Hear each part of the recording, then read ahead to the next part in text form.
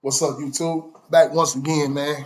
Uh, with another story, man. Big D and Charlie. Charlie boy's not here, but I'm gonna just run a story down to y'all. Solo dolo on this one again. Uh, Actually, this story came from I had talked with one of my homies who had did time with me down there. And we were just running a bunch of stories and stuff like that. And he had brought this to my attention. I actually had almost I don't know how I can remembered it, but throughout your time in your bid, you see so much crazy violence that you kind of become numb to it.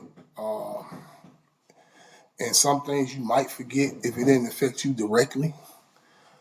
And he was like, man, you remember that time Buddy got thrown over the top rail? I said, yeah, I remember that. I said, but that's crazy because I remember I ran back across that dude when I was in the hole on segregation, like some years later. So I said, you know what? I'm gonna tell y'all that story. So I'm gonna start the story out actually in SMU because that's the best way to do it. That's the hole. I was on D range. They were running shower. They run shower like 3 times a week over there. Sometime, you know what I mean. But 3 times a week when you're on segregation or isolation, if you're in the hole. So boom, dude, come down. So they take like three people at a time, and I was with my shower stuff, waiting on them to come back with the other guys and stuff. I hear the officer keys, of course, jangling. They have you handcuffed, so he coming back down. So I stick my mirror out, so we call that a scope. Let me explain to you how the segregation looked. We had like at Alto, it was like bars, like real live old school chain gang, like you might see on the movies and stuff like that. We had like bars. It was like a range. It's like 2 tiers to the range. But anyway, he comes down and he looks off in the cell and he like, "What's up, D?" He said, "What's up, D? What's going on, personnel?" So I'm like, "What's up?" But I don't, I remember his face, kind of, sort of. But you've been in prison, you don't know where you seen this guy at, how you seen him, when you seen him. But so I'm just assuming, like, what I mean, somebody that I probably been around, somebody calling me by my prison name, like he has some type of familiarity with me. Meaning he might have been in the dorm, but I just can't place his face. So I go to the shower, I come back, he speaks to me again. So now at this point right now, I'm on alert because, even though we are in separate cells, but it's open bars, I don't know if this something that I don't did something with, got into it with his homeboys or what. So, because he keeps speaking to me, and I'm not the type of person that be like making new friends per se. You know what I mean? If I know you, I'm gonna speak to you like, "What's up?" and I'm gonna keep it pushing. If it ain't somebody that's in my immediate circle, but I know that when you in segregation or you in the hole, sometimes you just be wanting to just talk to somebody. So I speak to him again. I like, "What's up?" and I go in the cell. They unhandcuff me. I'm getting myself together. Now I hear his mirror hitting on my bars. I'm like, "Man, what's up with this dude, man? Why does this dude keep hitting on the bars?" Now I'm gonna explain to you how he looked. He was like 6'2", 6'3", but he was real skinny. I'm talking about skinny, like his nipples were touching skinny, and like he was frail, like he's not fully healthy. That's what he looked like. I don't know what you got going on or what you've been through. You know what I mean? But I don't want to talk to you. So he hitting on the cell. I go back up there. I go there like, "What's up, man?"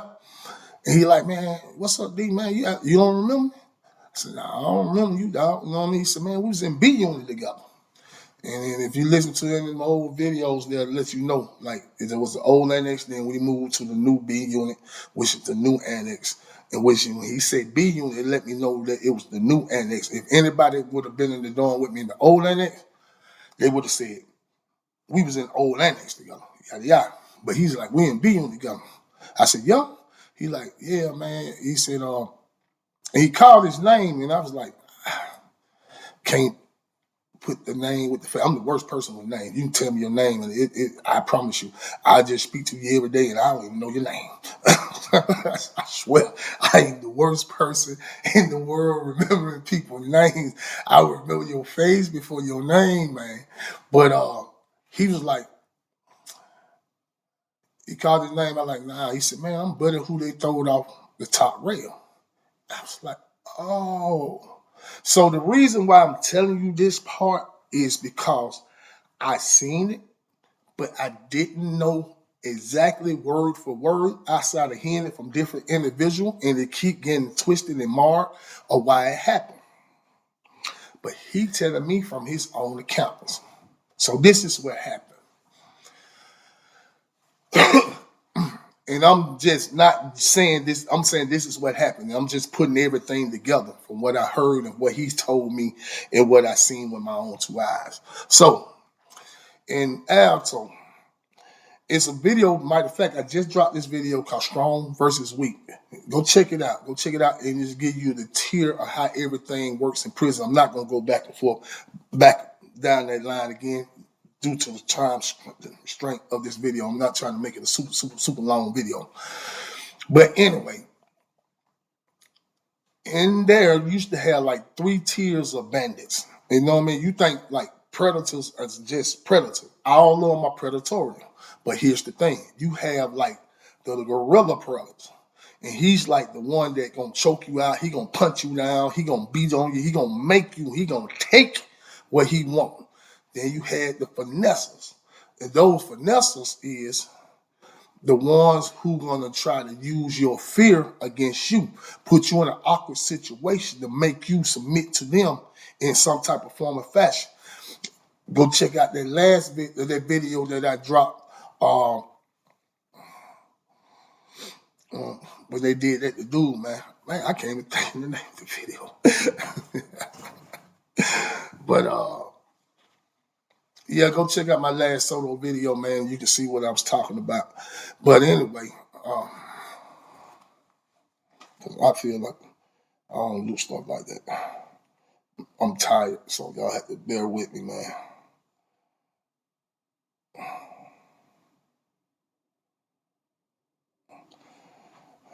Ain't no homeboy. Go check that video out. Ain't no homeboy. Yeah. I couldn't remember what the title I had put on that. Ain't no homeboy. But go check that video out. And Ain't No Homeboys explain to you about the finessers, because that's basically what those guys did, finesse.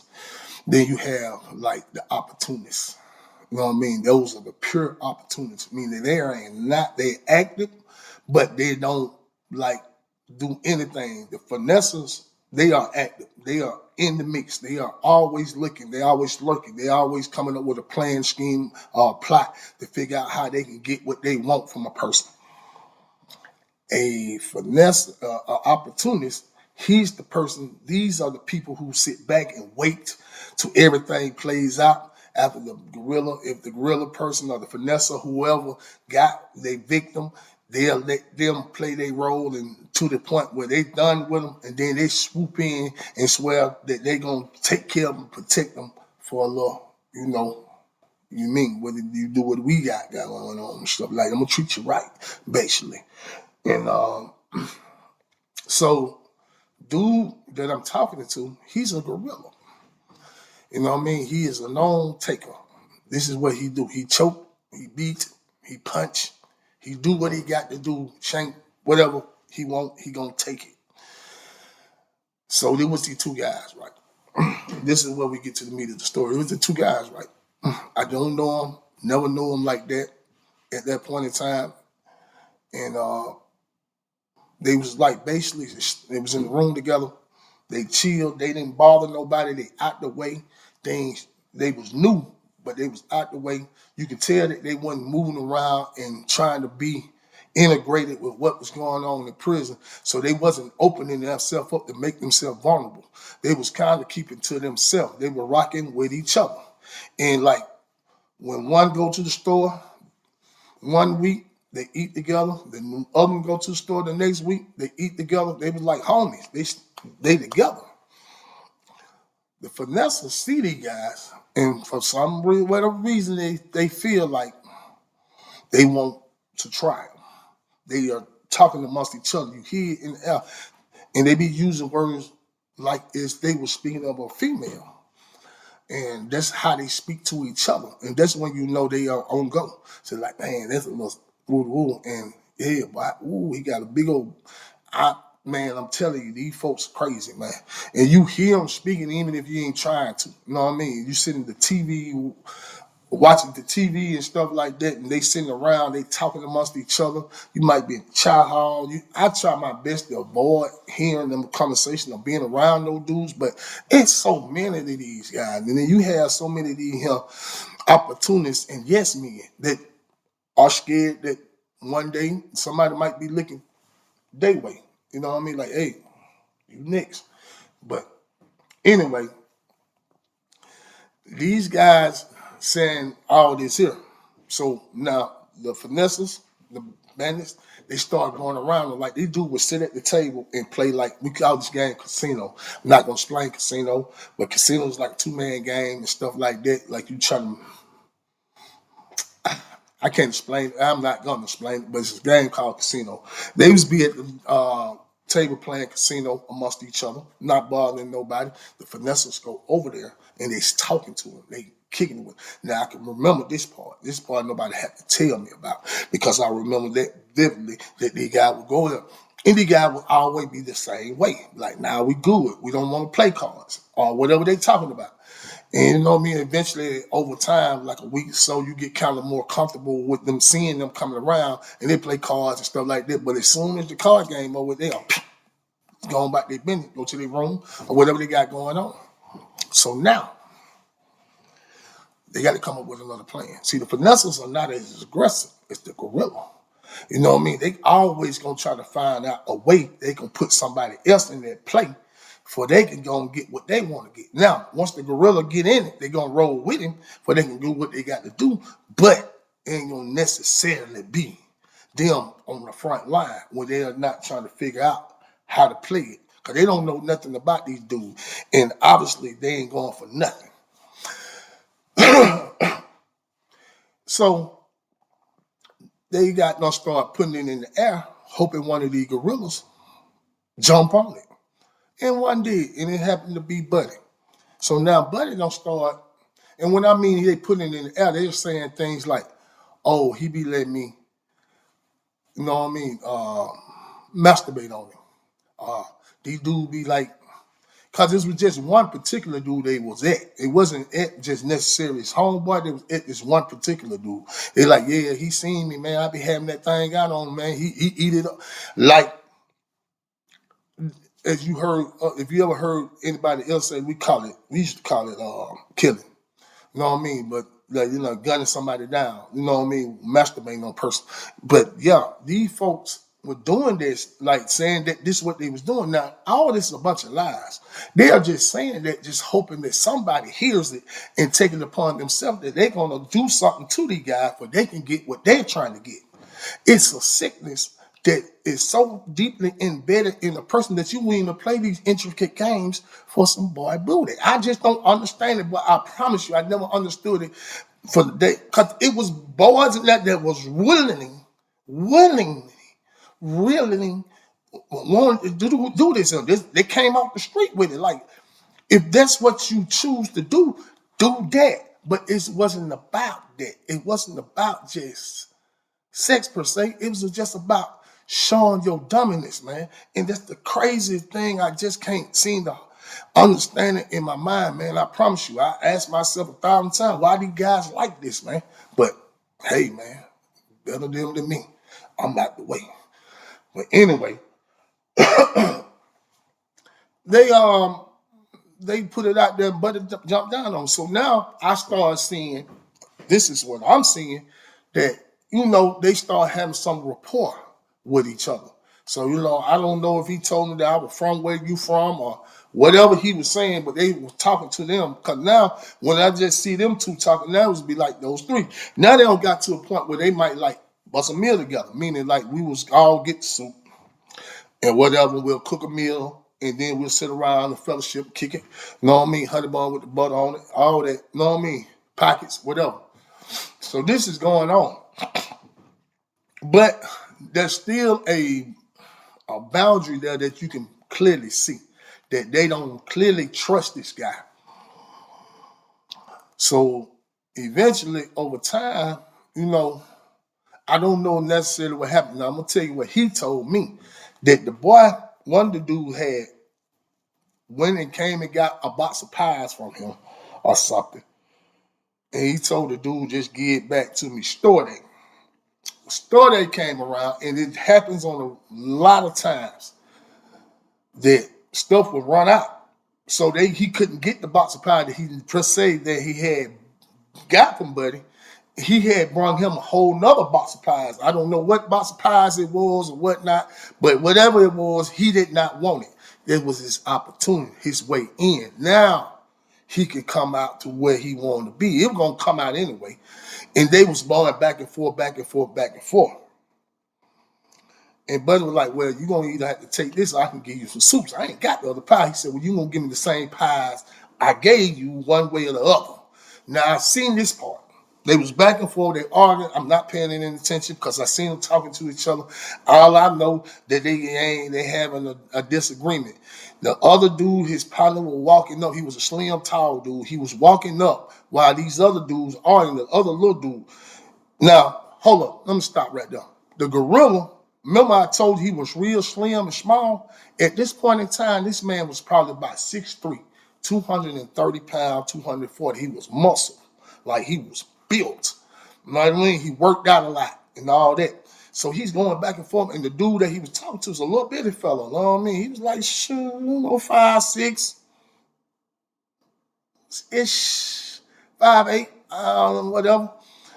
And big dude hauled off and slapped this man. Bow! So when he slapped him, now, see, this is when you should realize you got to read the person. You got to understand what you done did to yourself. Because you ain't seeing this. You are so used to being the man, the aggressor, that people always fear you just based off your size alone. And you thinking like this dude gonna back down. See, when you slap a man, it's one of two things that man gonna do. Either he gonna go crazy or he gonna fold. If he's scared, he gonna fold. But he didn't fold. Home tried his hardest. He throwing. He letting him go, but he's too small, so Buddy grab him and just bam up against the wall. Slim dude come and grab him.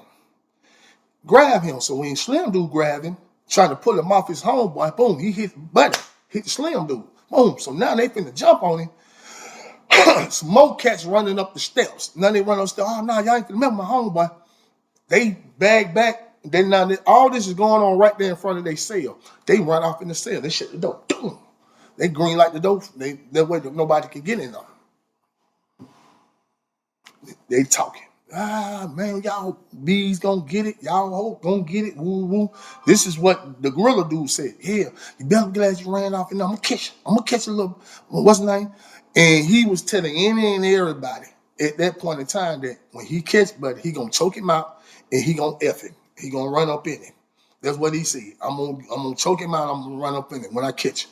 Now these dudes, they ducked, they hid, they ran, they made sure that they weren't always out in the open like that. They taking it as fear. But see, here's the thing is about prison. Whenever you see somebody doing a certain pattern and that pattern break, it's like a glitch in the matrix. Something's up. These people are on something. This person is on something, or these folks are about to do something because the pattern done broke. If you see a person like go to shower at the same time every day, all of a sudden this day he doesn't go, something up. If you see a person that goes to the TV room or TV at this certain time every day to watch this certain show, news or whatever, he don't go this day, something up. If he go to rec on a regular basis, he don't go to rec, something up. He always going to chow. You get the understanding. You know what I mean? These creatures are pattern. So boom, these guys now they are being very strategic of how they go to the shower, very strategic of how they move. So here's where things start piquing my interest at the most. Because remember I told you, like when one would go to the store, The other would go to the store. They'll swap out weeks. So this goes on for a week, and they go to the store this week. Both of them went. And they bust that thing up for whatever they can get it for. Everything on that. You can tell because they had like the 2 net bag with the trash bag. They coming back in. Boom.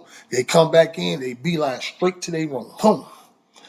Big dude, the gorilla dude, he sees this and he beelines behind him. It's coming up like, hey man, what's up with that box of pies? Now this man still talking about this box of pies, man. I don't think you need to be thinking that way because something ain't right. You know what I mean? It's a glitch in the matrix, my boy. You need to start paying a little bit more attention to your surroundings, but you're so used to people being afraid. You're so used to having your way, doing what you want to do, moving how you want to move. You are not even understanding what you're doing, what you got yourself into. You think this is going to be an easy one. You already done picked it out. And you got the hyenas out there, which is the opportunists in the finesses. They up there rubbing their hands together because they know it's finna pop out. It's gonna be an any day now. Remember, I told you, people in prison are creatures of habit. Every day, certain officers come in. Most of the officers, when they do what they don't supposed to be doing, is they'll do like they'll at the count right before chow, they'll pop out the door. And when they run chow, what they'll do was they wouldn't go back and shut the door because they know when we come back from chow, they got to let everybody in their rooms to do whatever they got to do anyway. But they knew that. They knew it like clockwork. They also knew that Buddy, the gorilla, go to the shower every day at this time. So they pop it. Now, mind you, these guys haven't been to chow none than the whole entire week. They haven't went to chow. They just strategically figured out a way to go take a shower or whatever. They wasn't even bathing every day. They was just trying to figure out how they can move and maneuver, not knowing what these guys know. He ain't paying attention. He think he running from them. How they just biding time, plot, planning, and scheming. They don't came up with a plan, but all the chess pieces in place. They finna checkmate you. He go to the shower. Boom. Everybody go out the shower. They know this. They doing this because they know he got people that's with him. But they need to make an example as well. When he come out the shower, which is usually around the time everybody start coming back to the shower. Mind you, that door is open. They done came out the room. I don't never go to chow, so I'm sitting down at the table. When I see them come out the room, one go down the steps. It's like the dorm is made like a V, going out into a circle around a circle like this. I'm trying to like this. So it's like a set of steps on this side. And it's like a set of steps on this side. I seen one of them go on a set of steps where the shower was. He goes down. He's standing up under the catwalk. You can't see him unless you peek over and look to see him. Buddy come out the shower. When he come out the shower and shoot past the first set of steps, Buddy walks up the step when he started getting around the corner. The dude that he has the problem with, or he swear that he finna take advantage of, he's standing there because he got to pass past his room to get there. And every day he was going by there, beating on the door, talking about, yeah, I can't hide forever, can't hide forever. All right. So this day he out. He's standing out there. Boom. When Buddy come around the curve, he see him.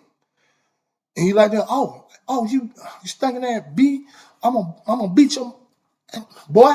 You know what I mean? And he got done, drop his stuff. He shoot out at Buddy. Buddy up the scrap. He got a lock. You know what I mean? And those locks back then was like this big. We used to have big old locks. He up the box. Lock. He said, "Why ain't scared of that?" Buddy hit him. But when he was coming toward him, Buddy bagging back. He's not even seeing his friend from behind him. And I make this up. I can't make this up. People are coming back in and they see what's going on. And man, it said, the first lock said, pop. Everything stopped, like it freeze, like the buddy who came from behind hit him from behind. And dude was running toward him like this. He stopped. He afraid. His eyes got big because he realized what done happened. And when he froze, he was like he wanted to turn his head, and Buddy, who was in front of him, who was coming for him at first, hit him. Bam! He turned around. It was enough. When he turned around, I'm like, the lock turned him around. Man, when I say they went to beating on this man, they were hitting him. Bam, bam, bam, both sides. Now it don't got bloody. So now it's no longer like a bet. It's like you taking skin with water because it's blood and it's splattering. Pack, pack, pack, pack, pack.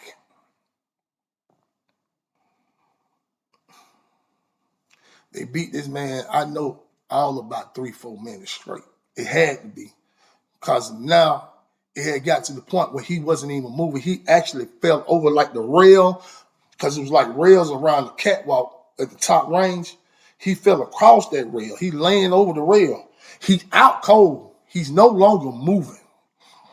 Then they grab him by his legs and they toss him.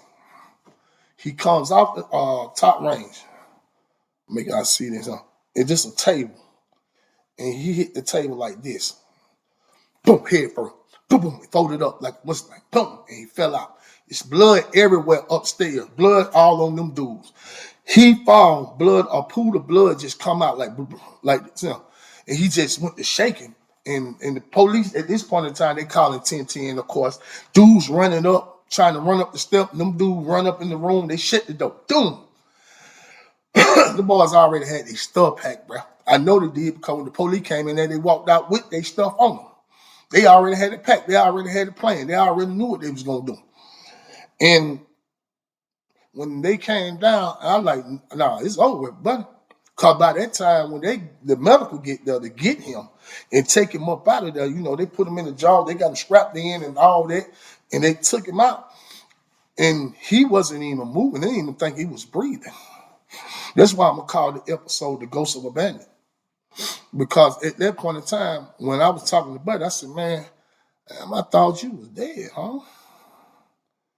I mean, I thought you were unalive, bro. I thought it was over with for you. What happened? He like, man, it was. He was in a coma for like 6 months. He started showing me things on his hand. He showed me his hand. He said his hand had to be reconstructed. It's like a scar. He said they broke, I guess from when he was trying to stop, they broke his hand, shattered his hand. You know what I mean? He had to get therapy on that. So he lost his hearing in his ear. Had to do reconstructive surgery on his face.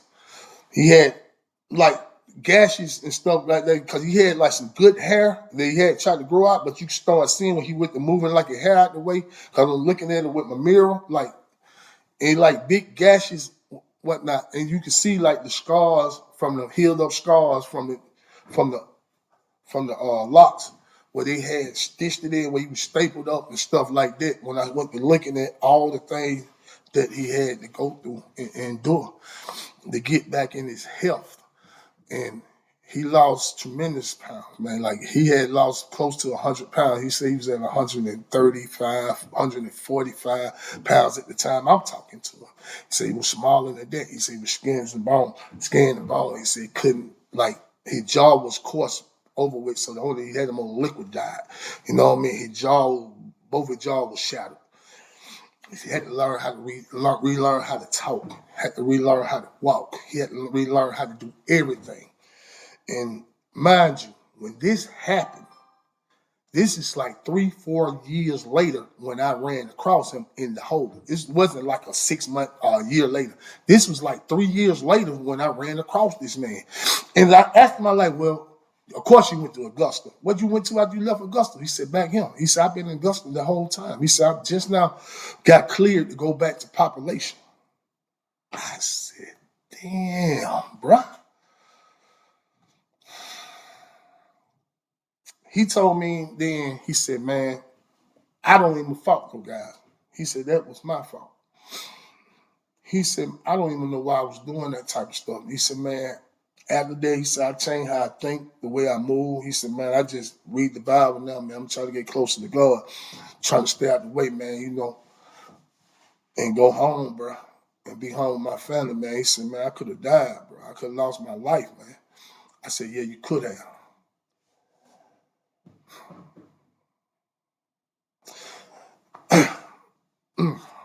Hey, man, listen to me.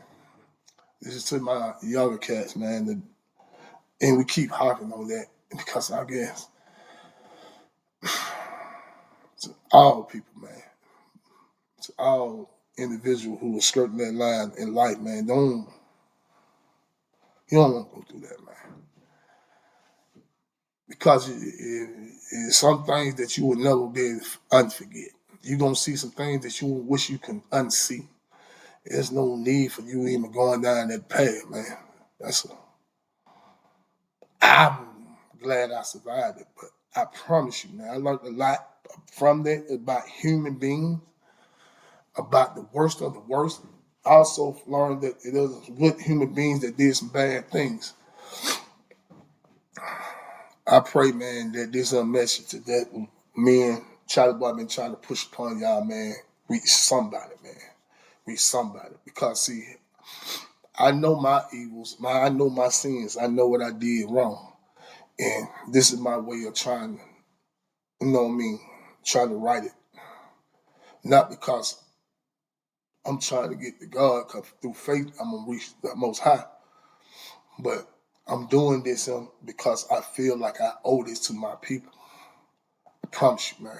So take this in consideration, man, before you make a choice and decision, man, that you could be on the other end of that. Not necessarily for what he did, but still, you never know. Till the next time, man. Big D and Charlie, man. I'll give it Charlie Boy and see. I might drop another video later on this week, man, and tell y'all about my first dance. When I call it dance, my first dance is because, you know, I used to call it like when they're dancing. You know what I mean? So I might just drop that. I tell you what, when I drop this video, y'all comment and say, do y'all want to hear that story about my first dance? All right, man. Till the next time, man. Big D and Charlie. Oh, yeah. One more thing. Much love, man, for everybody who commented and subscribed to the channel. Oh, man, I appreciate that, man. Appreciate that, man. Hey, that's love right there. I promise you, man. I appreciate that. We're going to keep trying to get this thing that got to pop off. Hey, man, like, subscribe, share, hit that notification bell, man, for you know when we drop that next video. Man, till the next time, man, one love, man.